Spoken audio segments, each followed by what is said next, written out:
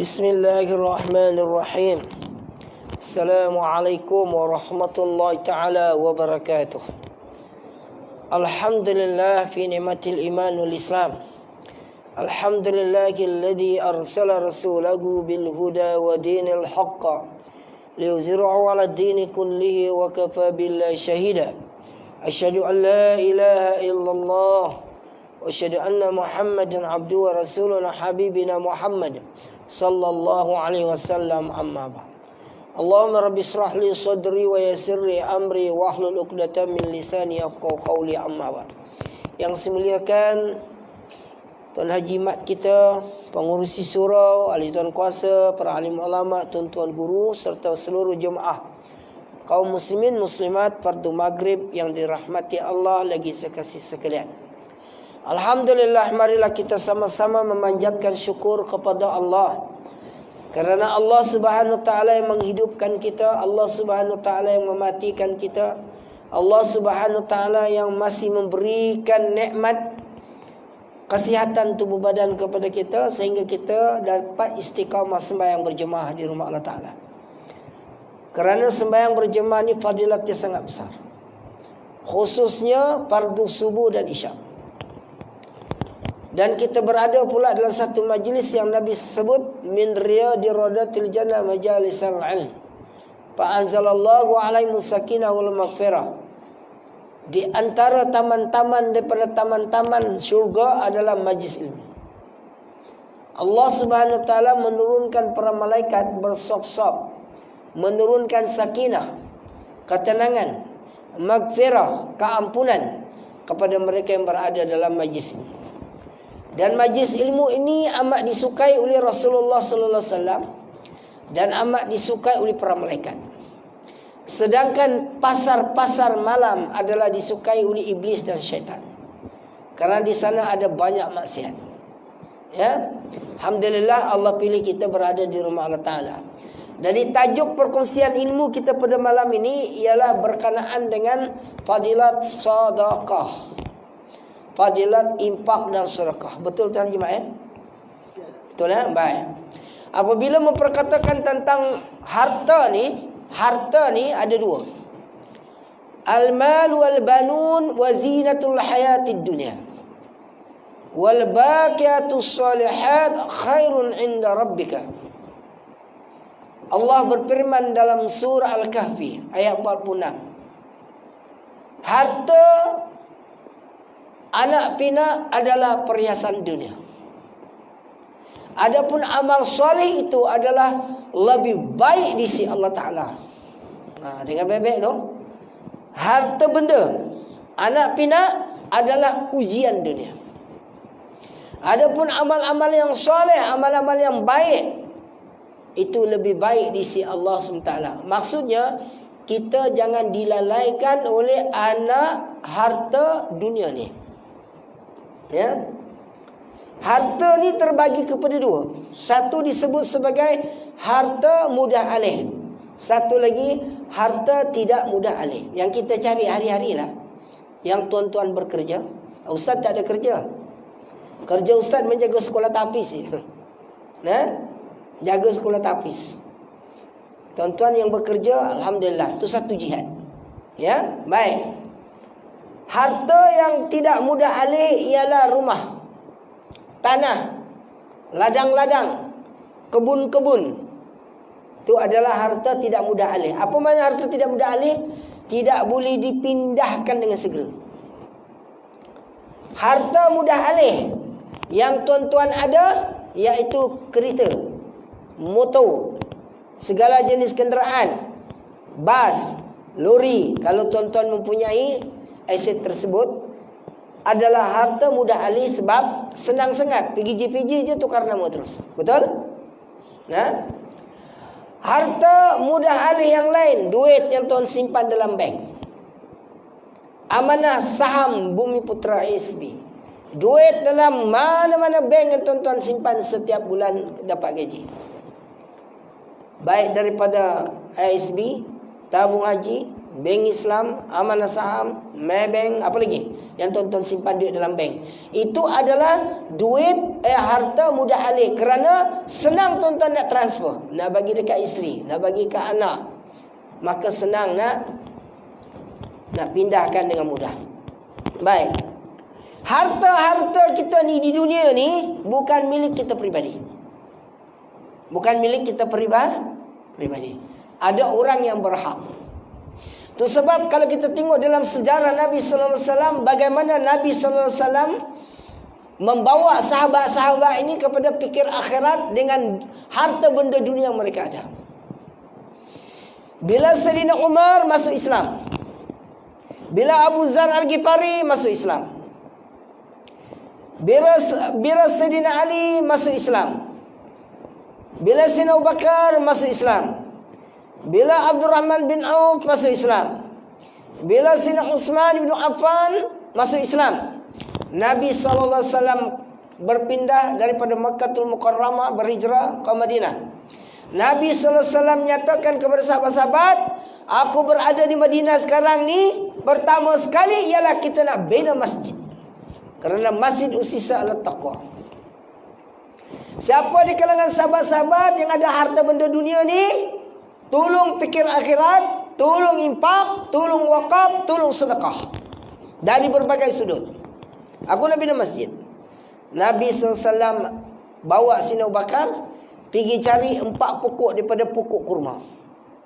Nabi SAW potong pokok tersebut, letak di 4 penjuru. Sayyidina Abu Bakar tanya, ya Rasulullah, kau nak buat apa? Aku nak bina masjid. Sayyidina Abu Bakar kata, ya Rasulullah, aku cadangkan masjid ni Masjid An-Nabawi. Bagi tuan-tuan yang pernah pergi umrah, Haji Mat ulang-alik ke Mekah umrah, cantik masjid. Itu hasil sumbangan wakaf, sumbangan sedekah, infak di zaman sahabat-sahabat. Abdurrahman bin Auf kata, ya Rasulullah, aku nak mewakafkan daripada hasil daripada perniagaanku 60%. Sayyidina Umar kata, ya Rasulullah, hasil daripada kebun-kebunku aku nak infak 50%. Sayyidina Abu Bakar kata, daripada ladang-ladangku ya Rasulullah, aku nak bagi buah-buah dia, kurma, 100%. Sayyidina Utsman kata, ya Rasulullah, hasil daripada perniagaanku aku nak bagi 60%. Abdurrahman bin Auf kata, ya Rasulullah, unta-unta yang aku beli ni, hasil jualan dia aku nak infak untuk Masjid An-Nabawi. Alhamdulillah, sahabat-sahabat berlumba-lumba untuk menginfak, bersedekah, kerana mereka fikir tentang akhirat. Fikir sahabat, fikir Nabi tak sama dengan kita. Kita fikir hari ni, bagaimana aku dapat rumah, bagaimana aku ada kenderaan, bagaimana aku mengumpulkan kekayaan. Segelintir kaum Islam pada masa yang sama, dia lupa kubur, dia lupa akhirat. Sepatutnya pada masa yang sama kita kena fikirkan berapa madrasah yang kita bantu dengan duit yang kita ada, walaupun RM1. Berapa banyak anak-anak yatim yang kita kena taja dia, kita kena pergi makan kepada dia, yang mak ayah dia tak ada. Berapa banyak masjid surau yang kita masukkan duit kita setiap kali Jumaat, tempat kita pergi sembahyang, untuk ketika itu kita berada di dalam kubur. Fikir akhirat, berapa banyak masjid kita infak, berapa banyak anak-anak yatim kita support, berapa banyak saudara-saudara baru yang kita bantu, berapa banyak ibu-ibu tunggal, bapa-bapa tunggal yang kita bantu, berapa banyak di kalangan UKU, fakir miskin, apa kedana kita kena infak sedikit duit yang kita ada tu, kerana ini Nabi sallallahu alaihi wasallam buat. Itu sebab Allah berfirman dalam surah Al-Munafiqun ayat ke-9 yang Ustaz baca tadi. Allah berfirman, auzubillahi minasyaitonir rajim, ya ayyuhalladzina amanu, wahai orang-orang yang beriman, la tulhikum amwalukum wala auladukum an zikrillah. Kamu jangan sekali-kali dilalaikan oleh harta kamu, wala auladukum, dan anak-anak kamu, daripada mengingati Allah Ta'ala. Kita jangan lalai dengan harta benda dunia, anak-anak kita, daripada mengingati Allah, menyebabkan kita jauh dengan rahmat Allah. Wa may yaf'al dzalika fa ulaika humul khasirun. Dan barang siapa yang melakukan sedemikian kata Allah, dia tergolong di kalangan orang yang rugi. Tok mati, dia tinggal semua harta dia. Nampak? Takdir kita mati. Ya? Bawa mutu sana mati. Isteri dekat rumah pun tak tahu. Tengok-tengok kita sudah berada di hospital. Alhamdulillah kematian orang ahli ke masjid mati dengan husnul khatimah. Nah, kamu jangan dilalaikan oleh harta benda dunia, anak pinak, daripada mengingati Allah. Barang siapa yang dilalaikan, dia tergolong di kalangan orang-orang yang rugi. Wa anfiqu, kata Allah, fi'il amar. Dalam pengajian bahasa Arab didatangkan fi'il amar, kata suruhan yang wajib kena buat. Wa anfiqu mimma razaqnakum min qabli an ya'tiya ahadakumul maut. Dan kamu infaklah rezeki yang Allah nugerahkan kepada kamu sebelum datang kematian. Allah suruh. Yang ketika itu Allah kata,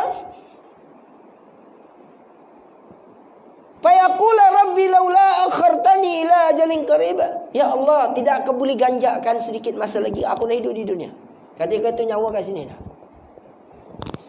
Bila mana Allah kata wa anfiqu mimma razaqnakum min qabli ayyati ahadakumul maut. Kamu infaklah rezeki kamu yang aku nugerahkan, kata Allah, sebelum datang kematian dan tidak diundang.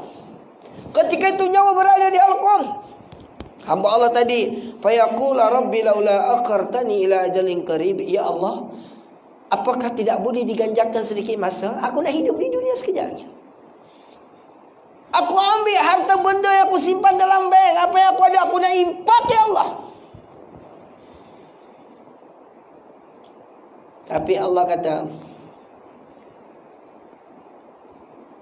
apabila datang kematian itu, tidak boleh diganjak walaupun sedikit masa. Allah sebut dalam ayat yang lain, فَإِذَا جَاءَ أَجَلُهُمْ لَا يَسْتَأْخِرُونَ سَاعَةً وَلَا يَسْتَقْدِمُونَ. Bila datang kematian, bila datang malaikat sakaratul maut mengambil nyawa kita, tak boleh tangguh walaupun 1 second. Ketika itu apa yang berlaku pada rumah kita? Kita beli rumah, isteri akan terbeban membayar instrumen rumah kalau tidak ada insurans. Kereta kita akan dililung oleh bank. Rumah kita akan dililung oleh bank. Isteri kita terputus perbelanjaan, terputus pengharapan. Kalau dia ni harap kepada Allah, moga-moga Allah berikan kekuatan. Anak-anak kita terputus perbelanjaan sebab sumber nafkah ayah dah meninggal. Dan Nabi sallallahu alaihi wasallam menyebut dalam satu hadis tentang kelebihan orang yang bersedekah, menginfak. Nabi menyatakan an Abi Hurairah radhiyallahu anhu annahu qala Rasulullah sallallahu alaihi wasallam, as-sakiyyu, kata Nabi, orang yang pemurah, qaribun minallah, dia amat dekat kepada Allah. Wa qaribun minal jannah, dia dekat dengan syurga Allah Taala. Orang yang pemurah ni. Wa qaribun minan nas, dia dekat dengan manusia sebab manusia suka dengan dia. Ini pemurah ni. Tuan Haji Mat ni pemurah, masya-Allah. Tuan Haji Mat ni bawa ustaz-ustaz datang berceramah. Dia war-warkan jemaah-jemaah bayar zakat, bersedekah kepada surau. Pada masa yang sama, dia juga bersedekah untuk membantu persarana surau, bayar api air. Orang kaya yang pemurah dekat dengan Allah. Orang kaya yang pemurah dekat dengan syurga. Orang kaya yang pemurah dekat dengan manusia. Manusia yang diderma tu mendoakan dia, ini orang kaya ni pemurah, ya Allah murahkan rezeki dia, panjangkan umur. Wa ba'idun minan nar, dan dia jauh daripada neraka Allah. Sebab Allah suka kepada orang yang suka menderma. Amal bakhilah, kata Nabi, adapun orang yang bakhil, ba'idun minallah, dia jauh daripada Allah. Sebab Allah tak suka kepada orang yang kaya. Orang yang bakhil ini Allah tak suka. Ba'idun minallah wa ba'idun minal jannah. Dia jauh daripada syurga Allah Ta'ala. Wa ba'idun minan nas. Manusia tak suka kepada dia. Dia ni orang kaya ni, tapi bakhil dia, kedekut. Wa qaribun minan nar. Dan amat dekatnya dengan neraka Allah Ta'ala. Na'udzubillah. Allahu Akbar. Tuan-tuan, kita yang ada di sini ni mau sedekah apa Ustaz? Aku pun cukup makan saja. Aku pun gaji sikit ya Ustaz. Anak aku 14 orang. Kan? Mau sedekah apa Ustaz? Aku pun cukup makan. Aku kerja buruh saja. Aku bawa bas. Aku kerja kontrak. Gaji RM60 kerja dengan Cina. Aku jual burger tepi jalan. Jual sayap dekat tepi jalan. Itu je rezeki ku Ustaz. Syukur Alhamdulillah. Jangan tunggu kita kaya baru nak bersedekah. Kita dapat duit sikit, impak walaupun RM1, 10 sen tabung surau. Infinity pahala di sisi Allah Ta'ala. Jangan tunggu kita kaya. Ya Allah, Engkau kayakan aku. Ya Allah, aku nak bersedekah. Ya Allah, Kau berikan aku duit yang melimpah ruah baru aku nak sedekah. Jangan. Kita akan jadi Sa'labah. Sa'labah ni seorang sahabat Nabi. Masa dia miskin, dia sangat jaga sembahyang berjemaah di rumah Allah Ta'ala, di masjid. Nabi SAW perasan Sa'labah ni tak pernah duduk dalam doa Nabi. Bila Nabi bagi salam, jangankan dan nak berzikir, doa pun tak ada. Terus dia cabut macam tu je. Ini seorang sahabat Nabi bernama Sa'labah. Kemudian kata Rasulullah SAW, ya Umar, engkau duduk belakang sekali. Sa'labah dia biasa duduk di sok belakang. Engkau tunggu Sa'labah tu dekat pintu. Bila dia keluar je, kau pergi tangkap dia, bagi jumpa kat aku. Bila Nabi bagi salam, terus Sa'labah bergegas nak keluar masjid. Sayyidina Umar tahan. Kata Sayyidina Umar, Rasulullah SAW nak jumpa kamu. Sa'labah pun garuk kepala, apa hal pula Nabi nak jumpa dengan aku ni. Sa'labah pun datang kepada Nabi. Duduk sahabatku, kata Nabi SAW. Apa masalah sebenarnya? Kata Sa'labah, ya Rasulullah, aku tergesa-gesa ni. Nabi tanya, kenapa kau tergesa sangat? Tak ada nak berzikir, tak ada nak berdoa. Ya Rasulullah, aku duduk dekat ladang kambing aku tu. Aku ada kambing 2 ekor. Kami bergilir dengan isteri nak jaga. Jadi bila aku sembahyang gunakan kain ni juga yang isteri aku nak pakai. Kami miskin. Jadi kain ni aku nak bergegas supaya isteri aku ni jangan meninggalkan salat, jangan tinggalkan salat. Itu sebab kain ni aku nak bagi dia balik dia sembahyang. Masya Allah. Nabi kata, dia peluk Sa'labah. Ahsanta sahabatku, kamu orang mulia.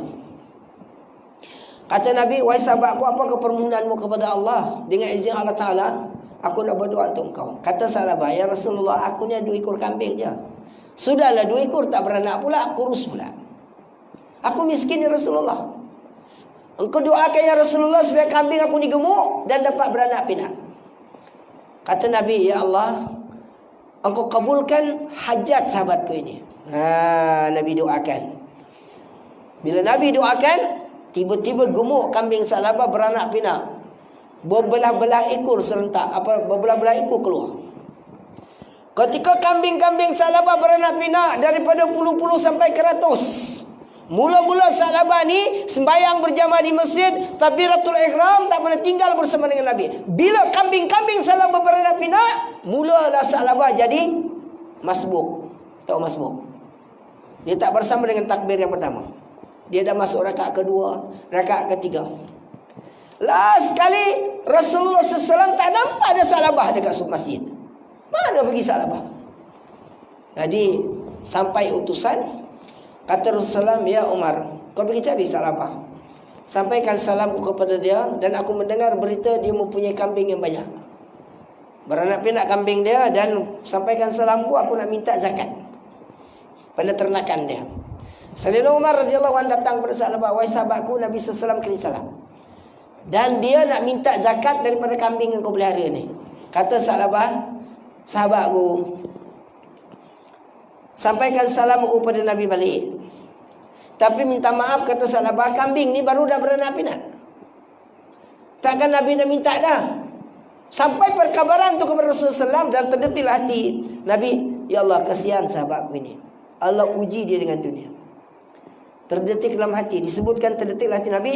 Tiba-tiba kambing Sa'labah yang banyak tadi ni, yang ratus ni, mati berperingkat-peringkat.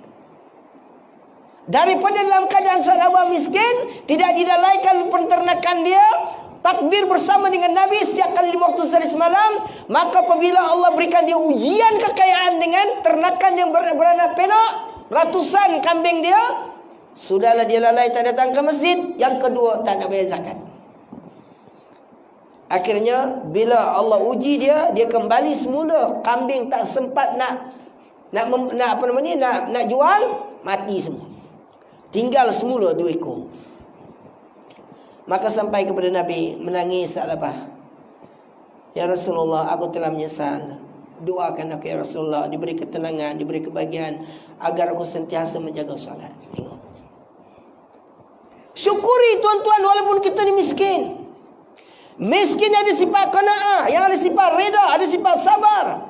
Walaupun RM1,000 duit tuan-tuan setiap bulan, seolah-olah 10,000 sebulan, cukup semua, ada keberkatan. Tapi sekiranya duit yang kita ada tu mengalir macam tu saja, maka hilang keberkatan. Sumbat kat mulut isteri, sumbat kat mulut anak-anak, masih tak cukup-cukup. Dan kadang-kadang isteri pun kadang-kadang tidak bersyukur. Anak-anak pun merasa tidak cukup. Kita kirim ke kampung, bantu adik-beradik kita. Alhamdulillah, bantu dapat mak bagi RM50, bagi RM100. Tolong adik-beradik di kampung yang susah. Dapatlah cukup makan kita di sini. Dapatlah kita uruskan urusan anak-anak, isteri kita. Syukur, di situ ada keberkatan. Kenapa ada keberkatan? Sebab kita ulangan ke masjid surau ni sembahyang. Kenapa ada keberkatan? Ada tabung kat surau, bawa dari rumah RM5, RM10, masuk dalam tabung. Nak bayar elektrik, nak bayar air, nak bayar sagu hati penceramah. Walaupun ustaz-ustaz yang sering berganti kat sini tak minta bayaran. Ada tuan-tuan mendengar ustaz-ustaz yang datang ke sini minta bayaran mahal? Ya? Tak ada kot.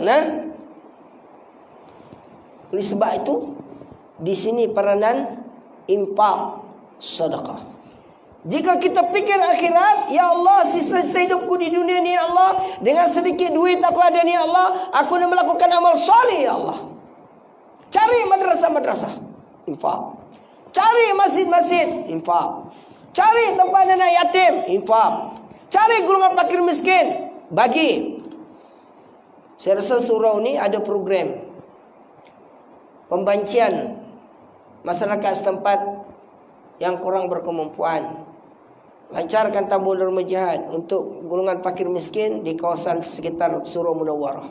Beli beras, beri tepung, beri minyak, makanan asas, kumpulkan. Ini ustaz buat di madrasah di Sabah. Kita war-warkan kepada mana-mana jemaah di tempat-tempat ustaz ceramah. Ada orang yang lebih susah daripada kita. Tuan-tuan tahu apa tarif miskin, fakir, apa kedana? Kira tuan-tuan ni kaya lah ni. Kita tengok tarif dia ya. 8 asnaf orang yang berhak tentang sedekah dan infak kita. Di antaranya fakir, papa kedana, miskin, muallaf, berjinak-jinak dengan Islam, saudara baru, al-gharimin, fi sabilillah. Apa lagi? Amil. Itu kalau dalam bab zakat fitrah lah. Baik, kita nak ambil fokus ni. Muallaf, fakir, papa kedana, miskin. Apa tarif papa kedana?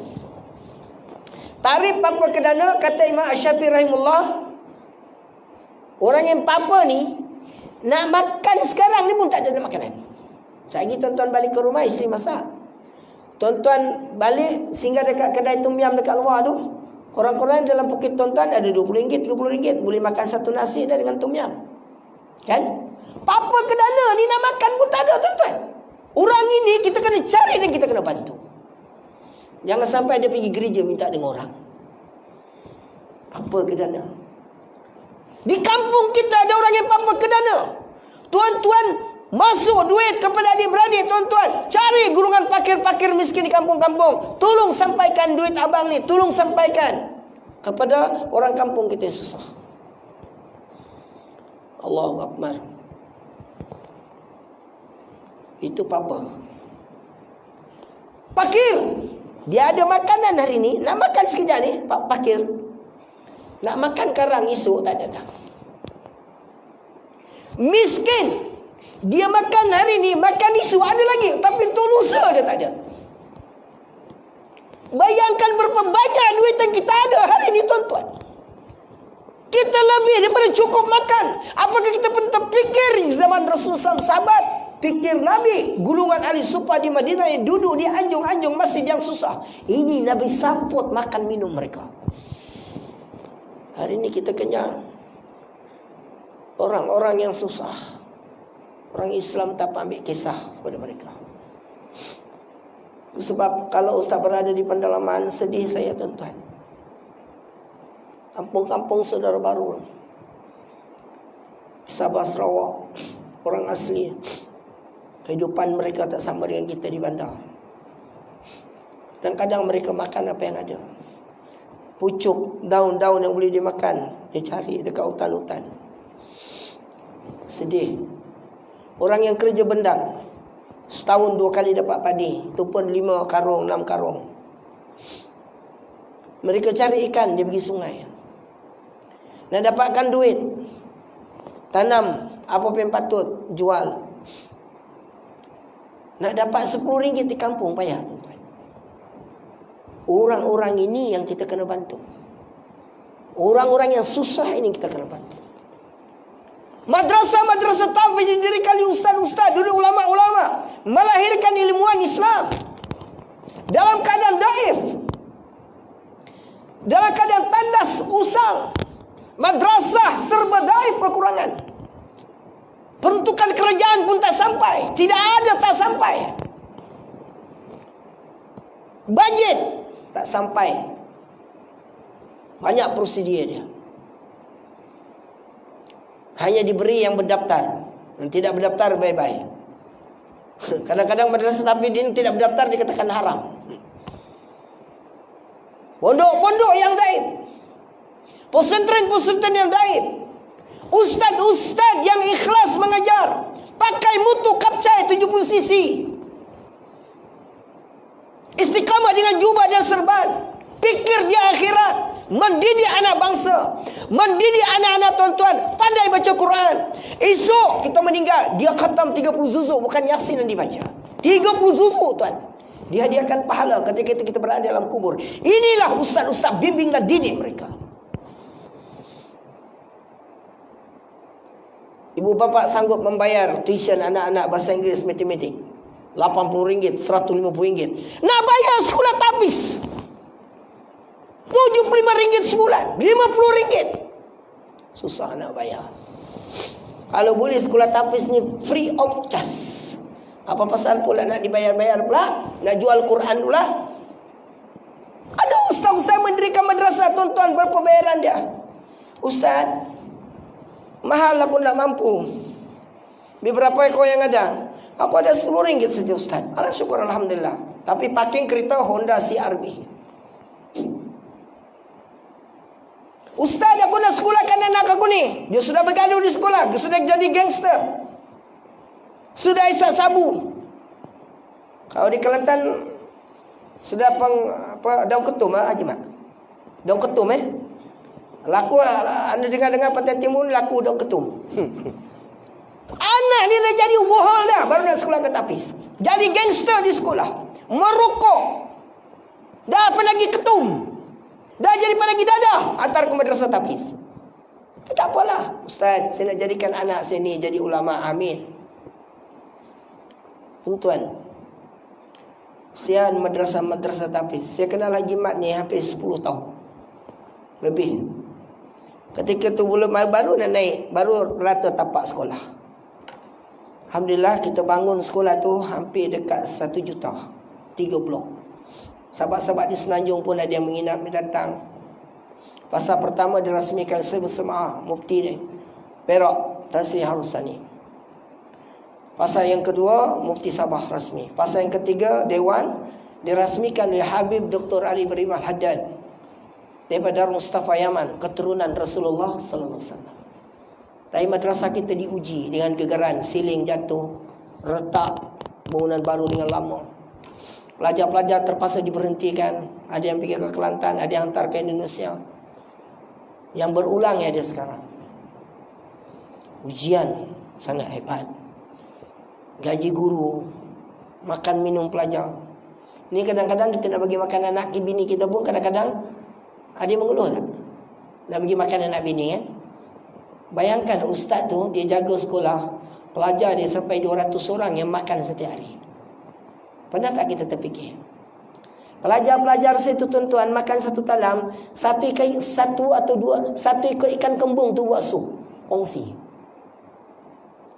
Telur rebus, masak gulai, telur budak-budak makan. Tapi ngapal Quran, baca kitab, kan? Terfikirkah kita untuk bank akhirat kita? Ini persoalan.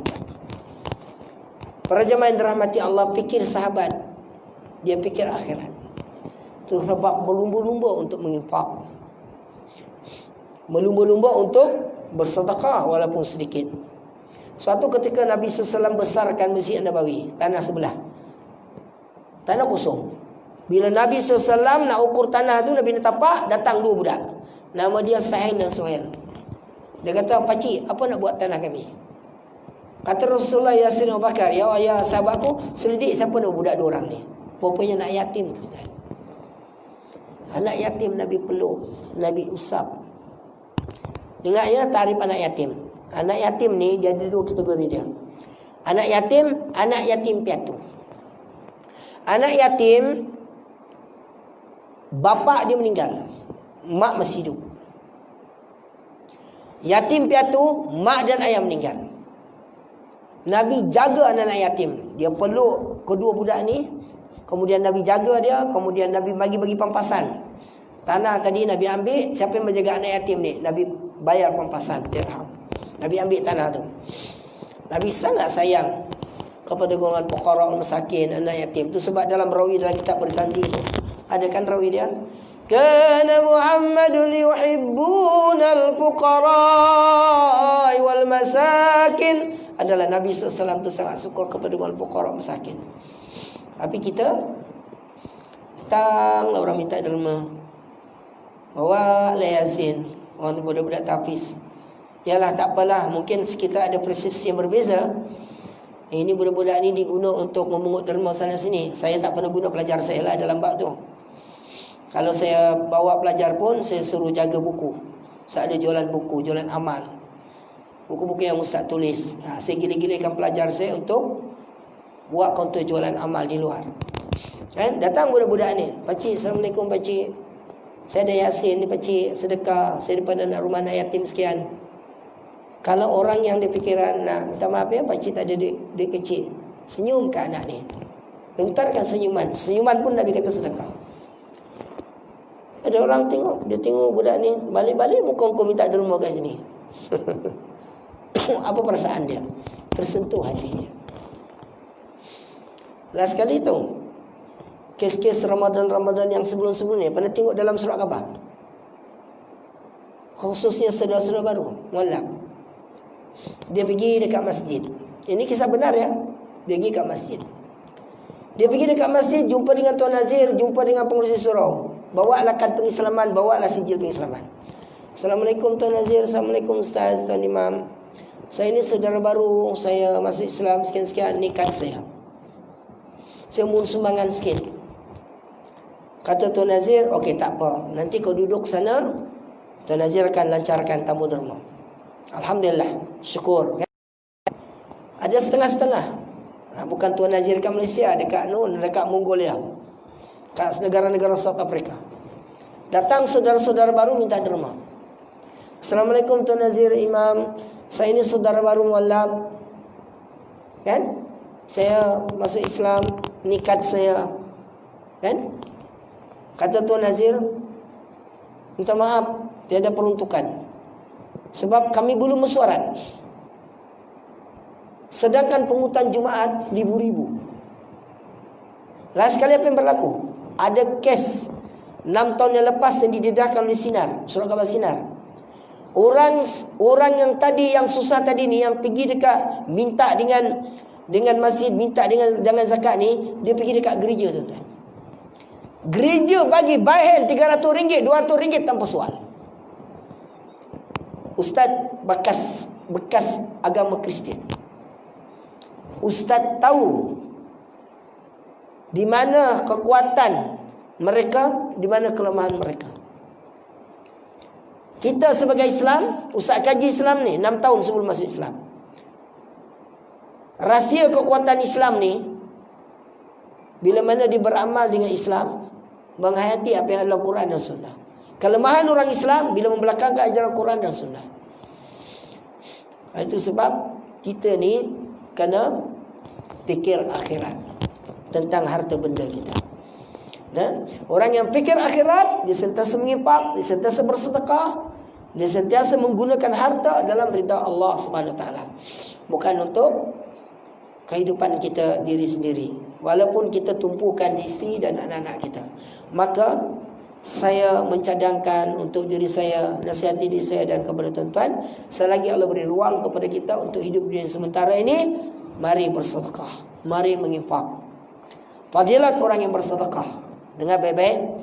Fadilat orang yang bersedekah dalam kitab-kitab targhib. Orang yang bersedekah ini dekat dengan Allah Ta'ala. Orang yang bersedekah ni dekat dengan syurga Allah Ta'ala. Orang yang sentiasa menginfak bersedekah ni, manusia suka kepada dia. Manusia yang dia bagi tu, dia akan mendoakan. Orang yang bersedekah ni, Allah hapuskan dosa-dosa kecil dia disebabkan sedekah. Orang yang bersedekah ni menarik rezeki bersumber tidak disangka-sangka. Orang yang sentiasa bersedekah ni, Allah Subhanahu Wa Taala sinari kubur dia dengan sebab sedekah tadi akan datang dengan izin Allah. Orang yang bersedekah ni bila meniti titian sirat, surga-surga lain tu tertutup, dia tak layak. Bila dicek catatan amal, Allah perintahkan malaikat kiraman katibin buka catatan amal. Apa kebaikan di dunia, dia sentiasa bersedekah. Sembayang dia lalai, puasa dia cincai, ya, solat qiyamul lail dia, baca Quran di tengah langgang. Bila dicek amalan yang lain, sentiasa bersedekah. Allah kata kepada malaikat Ridwan menjaga pintu syurga, engkau bukakan satu pintu syurga di hujung sana, tertulis dalam pintu syurga tu babus sedekah. Allahu akbar. Orang yang bersedekah, Allah berikan keberkatan dan rezeki dia. Sebaliknya, orang yang bakhil jauh daripada Allah. Allah tambahkan rezeki dia dengan keadaan Allah istidrak kepada dia, bukan dia dekat kepada Allah, makin jauh dengan Allah. Asalnya dia miskin. Bila berikan dia kekayaan, perniagaan, business success, mula dia menjauhkan masjid, tak datang kuliah, tak datang semua Jumaat.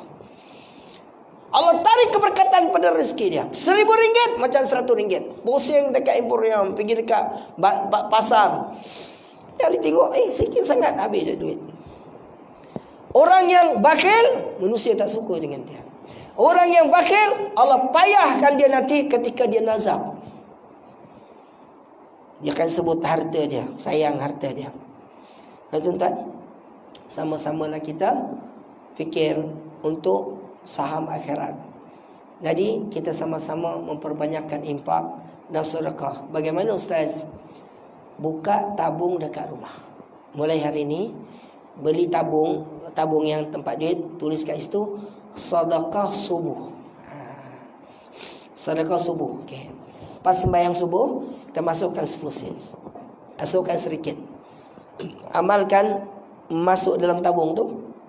Kemudian bila dia penuh, bagi dekat Tuan Haji Mat untuk surau.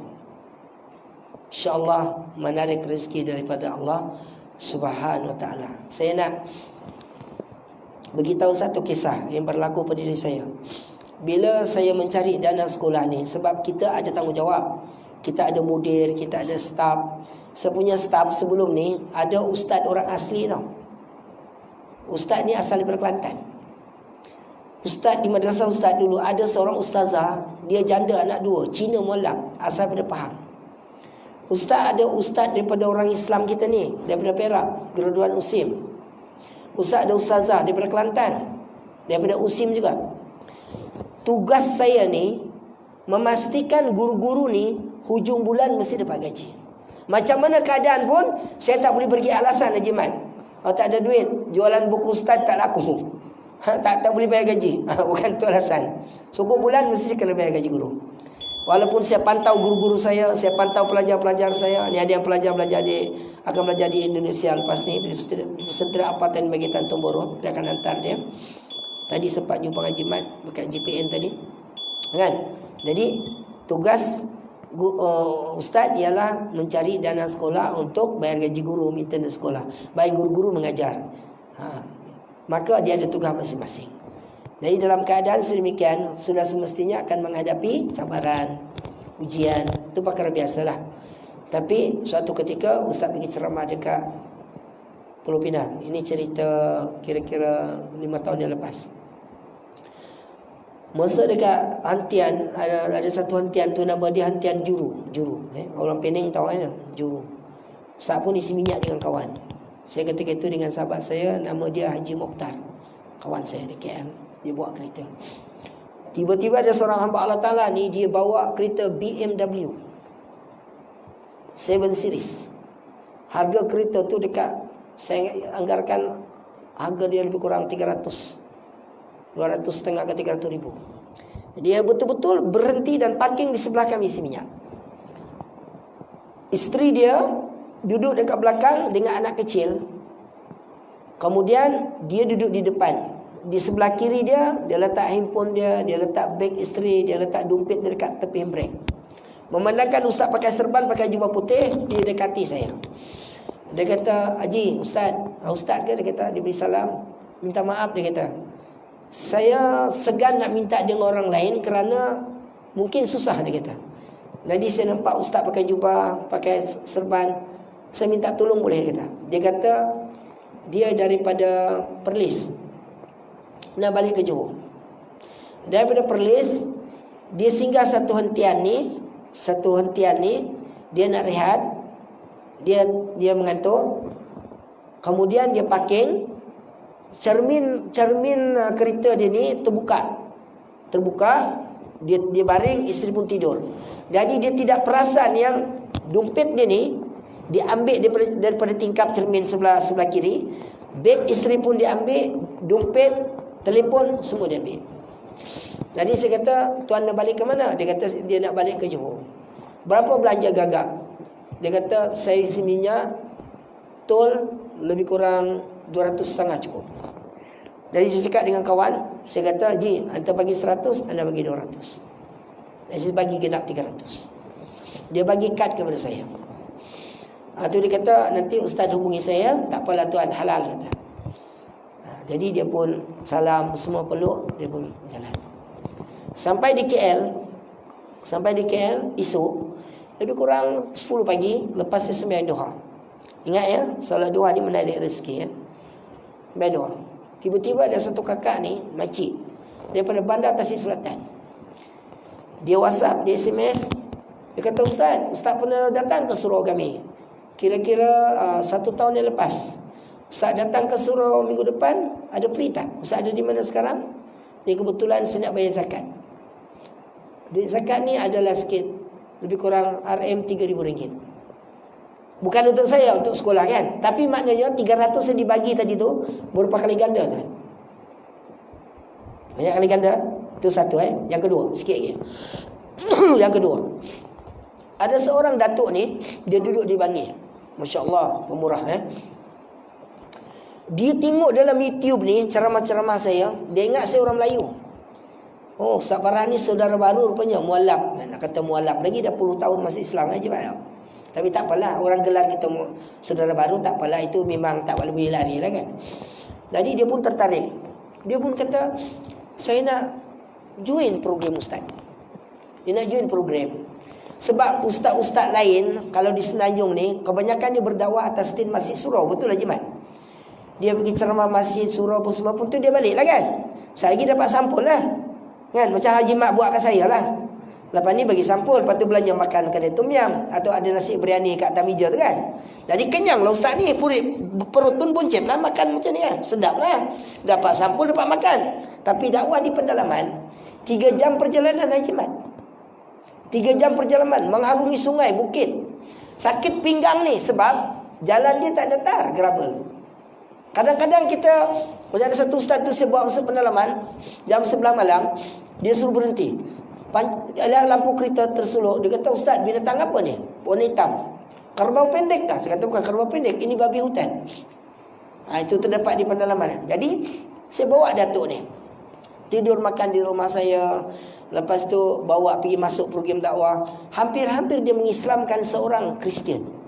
Yang datang dalam program, kami duduk di satu surau yang usang ni, tidak terjaga. Bersihkan surau tu semua. Kemudian ada orang yang non-Muslim, Kristian datang, hampir mengislamkan. Kemudian dia duduk di Hotel Meridian dekat Kota Kinabalu. Dia duduk Hotel Meridian. Dia pun kata, ustaz, saya nak balik dah. Datang ke hotel, saya nak bagi duit zakat. Tolong doakan saya. Jadi dia bagi duit zakat. Kebetulan masa tu kita nak siapkan dewan sekolah. Dia bagi berapa tuan-tuan? RM6,000. InsyaAllah Datuk, saya doakan Datuk mudah-mudahan rezeki panjang umur. Tolong solat hajat ustaz, saya ada ambil tender dia. Ambil tender, projek lah. Dan saya pesan kepada dia, Datuk, ambil tender ni mohon kepada Allah. Jangan buat benda-benda yang samping. Alhamdulillah daripada 9 orang yang ambil tender tu, dia lulus. Dia dapat. Projek tu lebih kurang 6.5 juta. Duit zakat yang dia bagi 6,000, berapa kali ganda Allah bayar. Ini tuan-tuan, dalam buat infak dan sedekah. Ini berlaku kepada para sahabat. Jadi kalau nak murah rezeki, infak dan sedekah. Jadi tabung surau tu ada, sentiasalah tuan-tuan untuk menginfak. Mudah-mudahan surau kita diramaikan datang ustaz, ada program keagamaan, ada ulama-ulama yang datang, mungkin sediakan tabung khusus untuk fakir miskin di kawasan ini. InsyaAllah itu adalah bank akhirat, saham akhirat kita untuk kita bawa mati insyaAllah. Ingat, apa yang kita makan itulah rezeki kita. Yang kita simpan belum tentu rezeki kita. Dari sekadar itu saja tuan jemaat. Kesempatan akan datang kita akan bertemu lagi. Yang baik itu datang daripada Allah, yang kurang tu kaum setimbul kemapan terkasar bahasa. Wabillahi taufiq wal hidayah. Assalamualaikum warahmatullahi taala wabarakatuh. Auzubillahi minasyaitonir rajim. Bismillahirrahmanirrahim. Allahumma zidna ilman nafi'a warzuqna fahman birahmatika ya arhamar rahimin. Allahumma ij'al hazman marhuma wa tabarrukan min ba'di tabarrukan masuma. Ya Allah, Tuhan kami dan hamba-hamba bil kalimatan mukampunan kepada Engkau ya Allah. Ampunkan segala dosa kami terlalu banyak ya Allah. Sama sengaja kami lakukan, tak sengaja kami lakukan ya Allah. Panjangkan umur kami akan beriman bertakwa kepada Engkau ya Allah. Kau jagalah nikmat iman dan Islam yang ada pada diri kami, ada bersama kami, isteri kami, anak kami, kaum kerabat kami, seluruh kaum muslimin dan muslimat ya Allah. Ya Allah, Tuhan kami, jadikan diri kami insan yang salih-salihah ya Allah. Jadikan suami kami menjadi suami yang saleh, isteri kami jadi isteri salihah, menjaga mata kami di dunia dan akhirat ya Allah. Anak-anak kami ada yang salih-salihah ya Allah. Ya Allah, bagi seluruh jemaah yang hadir pada malam ini ya Allah, Kau berkatilah kami kesemuanya ya Allah. Sekiranya ada di kalangan kami yang sakit, Kau sembuhkan ya Allah. Sekiranya ada di kalangan kami yang masalah kehidupan, Kau selesaikan masalah kami ya Allah. Sekiranya ada di kalangan kami yang berhajat, dengan segala hajat kami yang tersiap terus Kau makbulkan ya Allah. Ya Allah, Tuhan kami, Kau berikan keberkatan kepada rezeki kami. Kau berikan, Kau tambahkan rezeki kami sumber tak sangka-sangka dengan jalan menginfak, dengan jalan bersedekah ya Allah. Allahumma rabbana zalamna anfusana wa illam taghfir lana wa tarhamna lakunanna minal khasirin. Allahumma rabbana atina fid dunya hasanah wa fil akhirati hasanah wa qina adzabannar. Walhamdulillahi rabbil alamin. Taqabbalallahu minna.